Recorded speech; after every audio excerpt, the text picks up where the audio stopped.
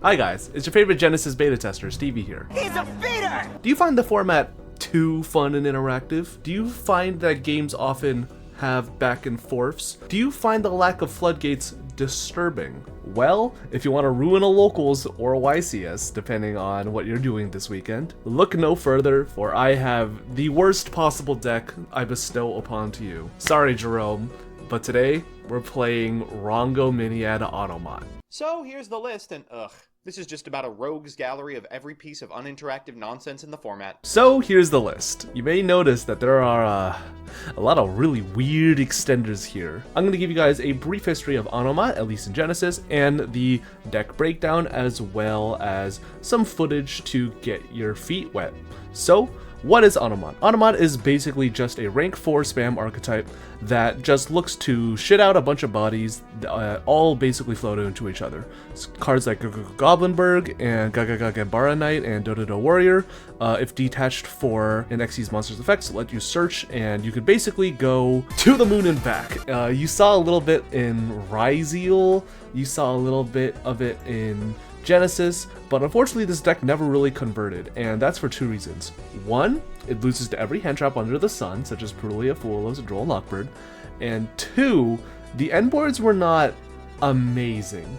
Don't get me wrong, being able to end on like Utopic Future plus Utopic Future Dragon plus maybe another rank 4 plus the counter trap was really powerful, but it wasn't unbeatable. And when you consider that your deck was extremely susceptible to specific board breakers or specific types of interaction, it was very frustrating to try and take this deck to Genesis events where people were loaded up on cards like Droll or Kaijus or Perulias or Ash Blossoms, or honestly just any sort of hand trap in general, and this deck ultimately failed to convert at a large scale. Although, this deck did get a couple of points in Dodo Warrior, but not where it mattered, because there's one little warrior that did not receive a massive point jump, and that is Heroic Champion Rhongomyniad.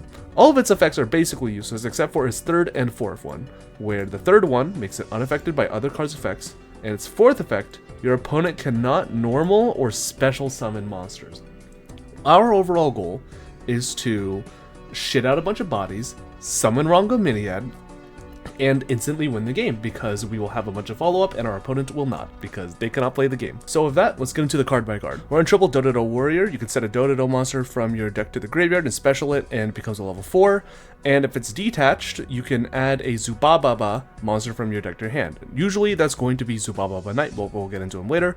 Gambara Knight, you can reveal a Gagaga monster in your extra deck and special summon this card from your hand and apply an effect, which is to special a Gagaga, or you could change the battle position of a monster on the field. Surprisingly relevant, and if it's detached, you can add a Go. Now we're on Go Goblinberg, which if it's normal summon, you can special summon a non-warrior Go. Really frustrating, but whatever.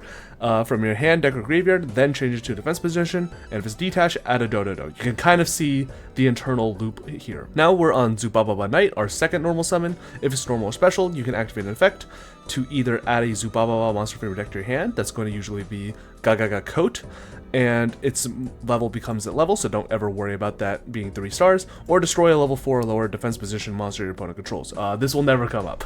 And if it's detached from an Xyz monster, you can add a Gagaga monster from your deck to your hand. Anyways, we're on Zubancho Gag Coat. I'm gonna stop reading these. If you control Zubababa or Gagaga except itself while it's in your hand, you can special summon it, and you can revive a Go or Dodo in your graveyard and special summon it. And one thing to note is that if you revive Dodo Warrior, it does not change the level, so it will still be level 6. Don't worry, we do have alternate ways to fix this little conundrum. Next, we're on 2 copies of Dodo Dwarf, Go Glove.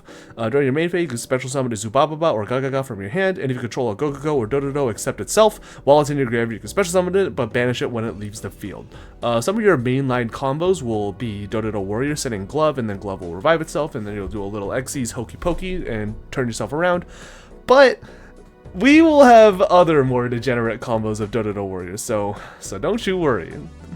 We're playing 2 copies. I know some lists are only playing 1, but because we're playing so many extenders, and ways to sort of shit a bunch of cards out of our hand, it is fine to be playing this card at 2. Honestly, this card doesn't even make the worst normal summon depending on certain hands. We're on triple Onomat Kage. This card is broken. It's always treated as a Zubababa, Gagaga, Gogogo, or Dododo coat, or Dododo card. If you control one of those 4 names and it's in your hand or graveyard, you can special summon it, but banish it when it leaves the field, and you can banish it from your graveyard to return 2 Xyz monsters from your graveyard to the extra deck. So really good for recycling, and honestly just an amazing send off of something like Dododo Warrior, pitching it from your hand to resolve something like Onomatopoeia. Just a very, very powerful card. We're on 1 copy of Utopic Onomatopoeia. It's treated as every name, and during your main phase, you can special up to 1 of each of the 4 Onomat names from your hand in defense position. And you may notice that not a lot of decks are playing this card, and that is mainly because those decks don't really need this sort of extension, because Onomat Kage and some of your other Onomat cards sort of fulfill that niche by themselves. However, because we need specifically warrior extenders, Utopic Onomatopoeia does fulfill a pretty good role at being just like a guy we can search that's not Onomata Kage, that is a warrior off of something like Onomata Pickup or Onomatopoeia if we already have access to like one of our pieces already. Additionally, can get rid of like stranded cards. Think of like double copies of Zubancho Gagaga Coat.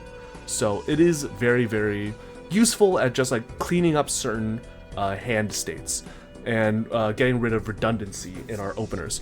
We're on triple copies of Onomata Pickup. When it's activated, you get an Onomat card from your deck to your hand. Usually that's going to be Onomatopoeia, but if we already have access to that, we can add Onomata Kage or Utopic Onomatopoeia. And the second effect is you could target a Zubababa, Gagaga, Gogogo, or Dododo monster control. All monsters you control currently become that monster's level until the end of the turn.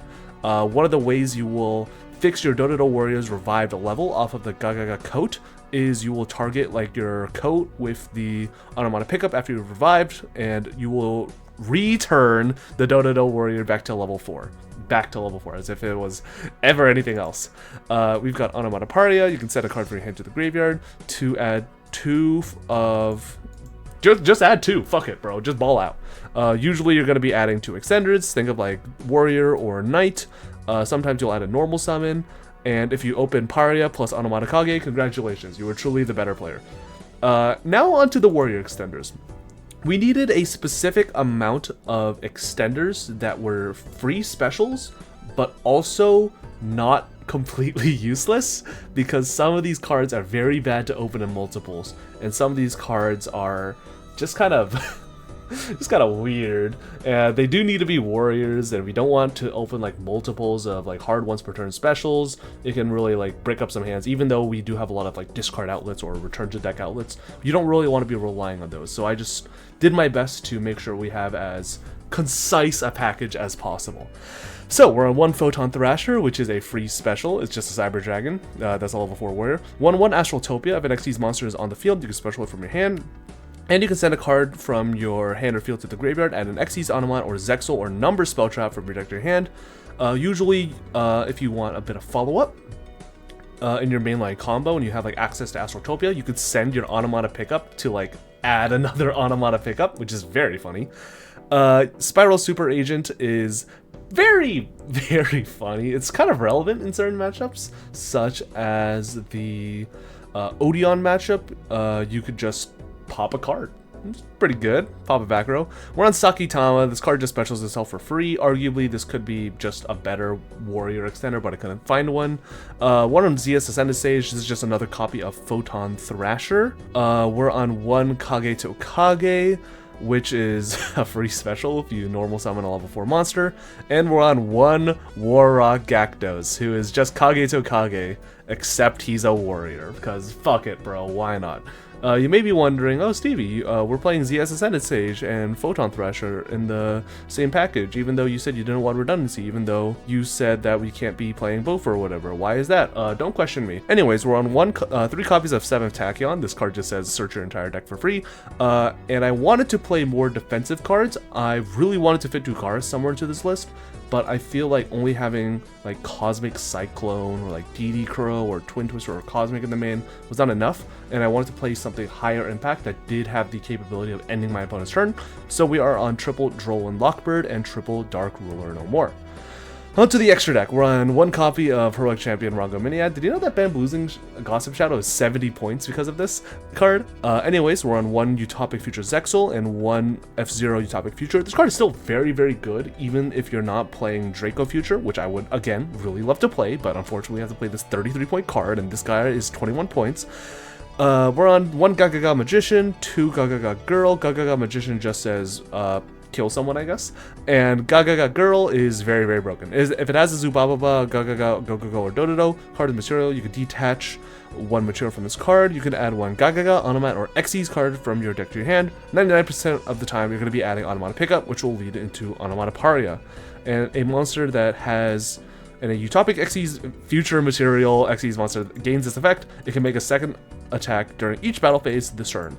Very, very relevant for killing your opponent. Warren 1 Eclipse Twins. This card is still so broken even in this deck.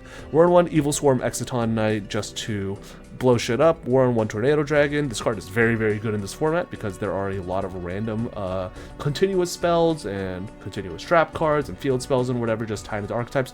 Do not sleep on this card and do not be afraid to go Tornado Dragon pass into certain board states.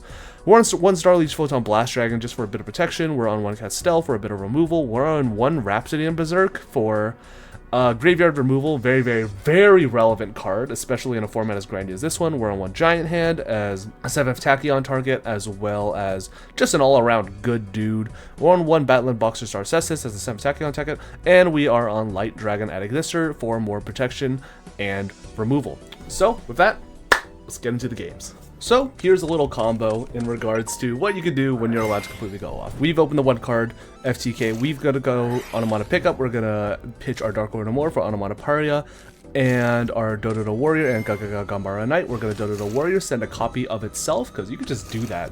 Summon itself, make it a 4, normal summon Zubababa Knight, add a Gagaga Coat, special the Coat, revive the Dododo Warrior, make it a level 4 off of pickup, and make our Rhongomyniad. Now we're going to special summon our Knight, special another one from hand, go Gaga Magician Girl. We're going to add a Goblinberg and add our Dododo Warrior for follow-up off of the Ganbara Knight being detached. And then here's where I realized that I am out of free special summons, and this Onomata Kage is looking very awkward in my hand. But I mean, like, what's my opponent going to do? Out my Rhongomyniad. Anyways, we're just going to immediately pass a turn, and our opponent's going to be like, ah, wait a minute.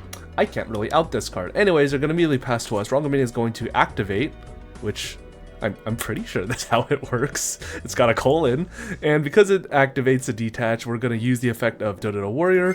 Dododo Warrior is going to search ourselves a piece of follow-up, and we're just going to, like, win the game for free. Very, very skillful match. My opponent could do a lot here. I guess they're going to make me play it out. Anyways, we have a bunch of follow-up. We're going to go Eclipse Twins. We're going to overlay. Gaga Magician's going to revive the girl. We're going to just overlay for a bunch of guys. Utopic Future Zexal, Eclipse Twins attack over, and Zexal kill their face off. What are they gonna do? Out it? So we're gonna show a match that doesn't actually involve the FTK and just how well this deck is capable of grinding. As you can see, our opponents opened a very funny card that should definitely be a little pointed higher. But anyways, we've opened a pretty interesting hand as well. We've got our 3 extenders and our 1 card Sharder being 7 Tachyon. Anyways, their opponent's going to lead with Pot of Extravagance, they're going to draw 2, and we're going to hit them with the Droll and Lockbird, which is very effective versus Man with the Mark as your only play. They're going to set 2 statues and pass this long set of Needle Sealing, so we've got to, what the fuck? We've got to chew through that. So we're going to go Dododo Warrior, revive for Dododo Glove, we're going to Exciton, detach a Dododo Warrior, they're going to negate it with their Apophis statue. However, Dododo Warrior will still trigger, and we're going to get our Goblinberg. They're going to drool us here, which turns off some of our plays, but we're still going to be able to go Goblinberg. We're just going to go to Onomata Kage, just to get some follow-up. We're going to go into Tornado Dragon, just force out the second Apophis statue. We're going to use the effect of Sakitama to special itself for free in order to get Eclipse Twins into rotation, which is going to be very, very important. Eclipse Twins is going to nuke itself, and because the Eclipse Twins dies, we're going to be able to reborn the Tornado Dragon with the Exciton Knight underneath it. We're just going to swing in for a little bit of damage, and I mean, like, Tornado Dragon's pretty good versus the deck that relies on back row. They're going to lead with the Man with the Mark that they accidentally revealed earlier, but it doesn't really matter because we're going to pop the Treasures of the Kings with the field spell. We're going to detach, we're going to normal Arotama, we're going to special summon Sakitama, we're going to go Gagaga Magician to revive our Eclipse Twins, we're going to overlay both into Utopic Future Zexal, just to get a guy. I don't think I really thought this one through too hard, but you know, we're gonna attack him for some damage. What is going on with my computer?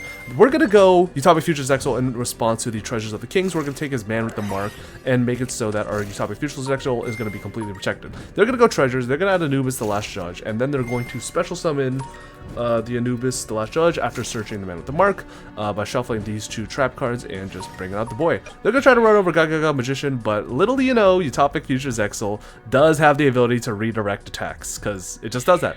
He's gonna be forced to attack into his Exile. We're gonna take 500. They're gonna set 1 pass. They're gonna go Apophis Statue.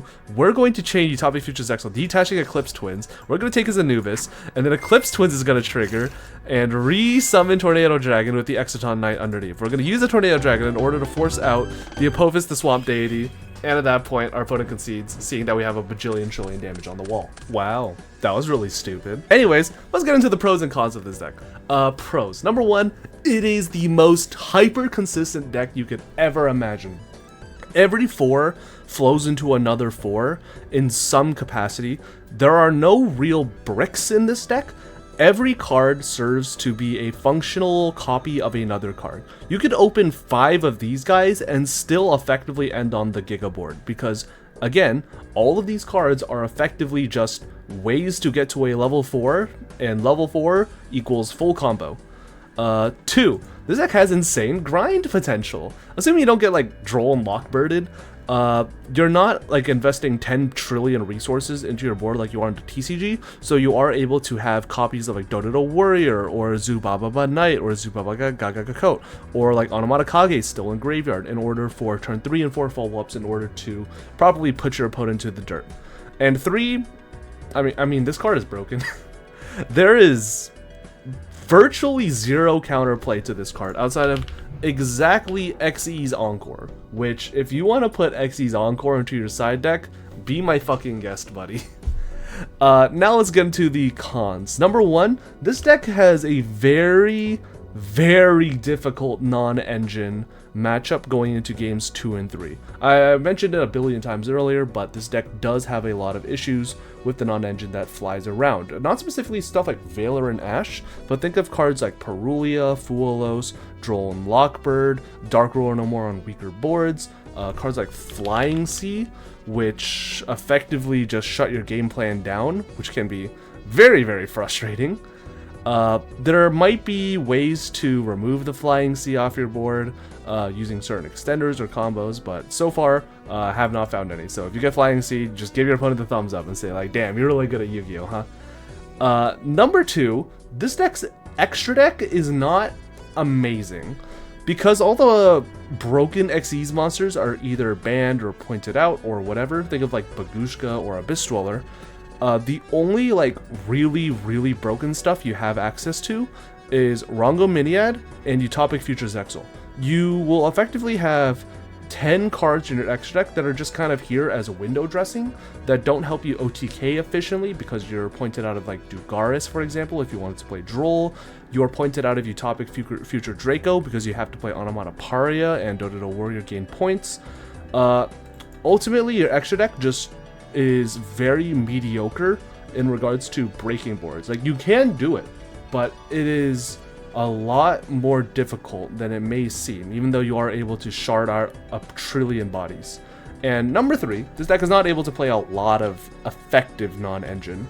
Because your deck is so high pointed, the only pieces of non-engine you can maybe fit in are like Droll and Lockbird and Dark Ruler in the main, as ways of like having a going second play. You may notice that we have a lot of random bullshit in our side deck, like Skullmeister, DD Crow, Hatred, Twin Twisters, and like Dai-Fi, just to say fuck you to Draco Tail. But we do not have the dearth of playable hand traps that have been released back to us the same way that other decks are able to. We're not able to fit in like Ghost Ogres or Veilers or Ghost Mourners or Nibiru's or Ghost Spell. If you wanted to cut like Droll and Lockbird and play a more robust extra deck and maybe fit in like one Nibiru into the main deck, that is an option you can do, but it is ultimately your decision as a duelist in what direction you want to take this deck. Ultimately, this deck's broken. Thanks Konami for banning this in advance. Please remember to hit Mjolnir as well. This deck also has a 1-card Mjolnir lock. Okay, bye-bye.